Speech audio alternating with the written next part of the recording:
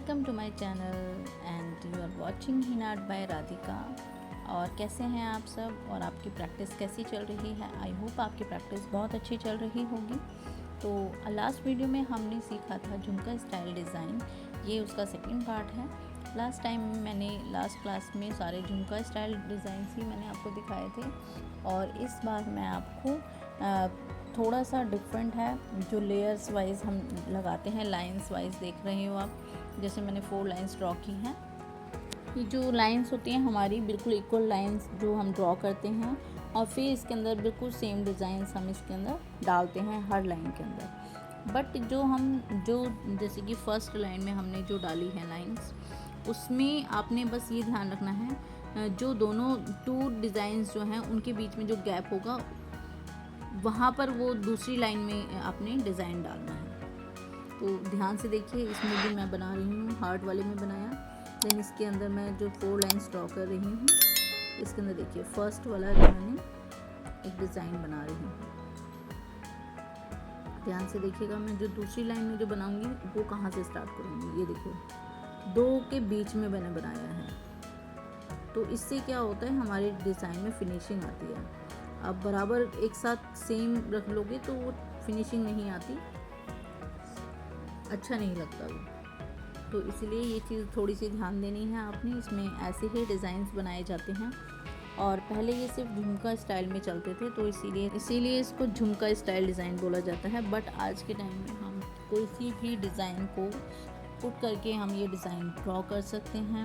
आपके जो भी मन में है वो डिज़ाइन आप ले करके ऐसे डिज़ाइंस क्रिएट कर सकते हैं। लोटस ले सकते हैं, एलिफेंट ले सकते हैं, बर्ड्स ले सकते हैं, फ्लावर्स, जो भी डिज़ाइन आप लेके, कोई भी डिज़ाइन लेकर के आप छोटा छोटा बना के ऐसे आप एक तरीके से, जैसे कि हैंगिंग होती है ना हमारी वॉल्स की जो होती है हैंगिंग, उसके टाइप का ये डिज़ाइन लगता है और ये बहुत सुंदर लगता है। इसको आप बॉर्डर में यूज़ कर सकते हैं। आप इसको बॉर्डर में स्ट्रेट जो आती हैं हमारी, उसमें ये बहुत सुंदर लगता है। तो आप इसको फिलर एलिमेंट की तरह भी यूज़ कर सकते हैं।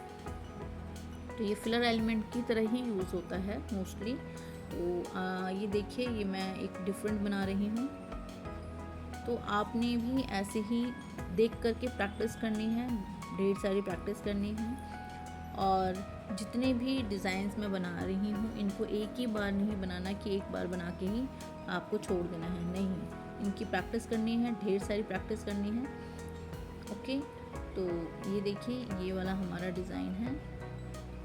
अब इसके बाद ये देखिए,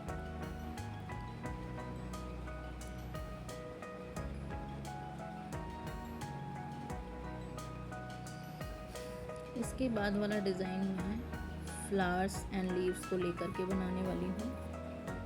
तो आप कोई भी फ्लावर्स आप ले सकते हैं, ज़रूरी नहीं है यही वाला फ्लावर आपने लेना है। बट जब हम सीखते हैं तो हमें जो चीज़ सिखाई जाती है पहले उसी के ऊपर हमें वर्क करना चाहिए, क्योंकि हमें जो भी चीज़ सिखाई जाती है पहले सिंपल सिखाई जाती है ताकि हम उसके पर अपना हाथ सेट कर सकें। उसके बाद हम डिफ़िकल्ट डिज़ाइंस को ले सकते हैं।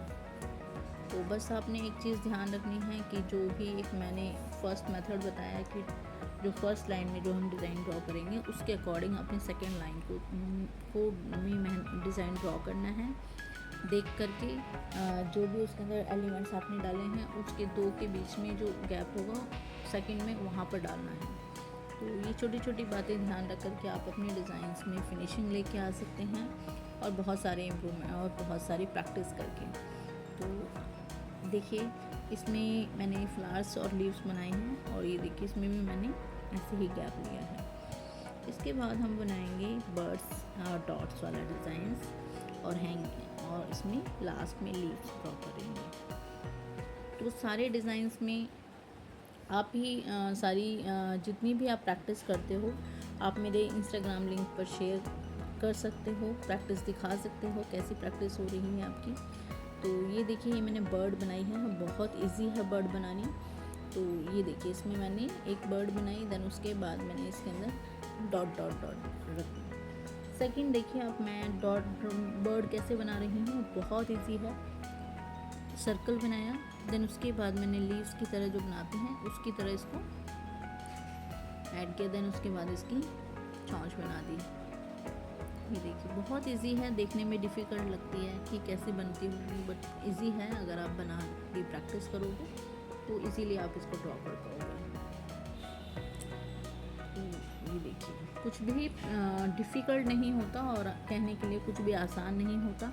अगर आप उसकी बार बार प्रैक्टिस करते हो तो वो काम इजी हो जाता है, और जो अगर आप प्रैक्टिस नहीं करते हो तो वो काम डिफ़िकल्ट ही रहता है और पेंडिंग ही रहता है।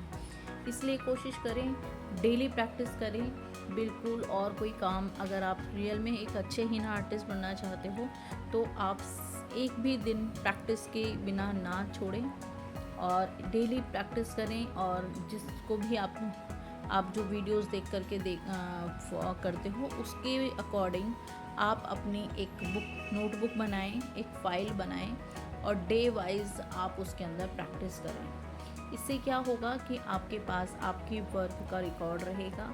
आपके पास जैसे कि बाय चांस आप कहीं बाहर हो, आपके पास मोबाइल नहीं है और आप उस फाइल को कहीं पर भी दिखा सकते हो अपने वर्क के तौर पे कि है ना, ये मैंने मेहंदी क्लासेस से मेहंदी सीखी थी। डे 1 से आप स्टार्ट कीजिए, डे 1 डालिए, उसके बाद वीडियो में से देख करके पूरा डिज़ाइंस आप ड्रॉ कीजिए।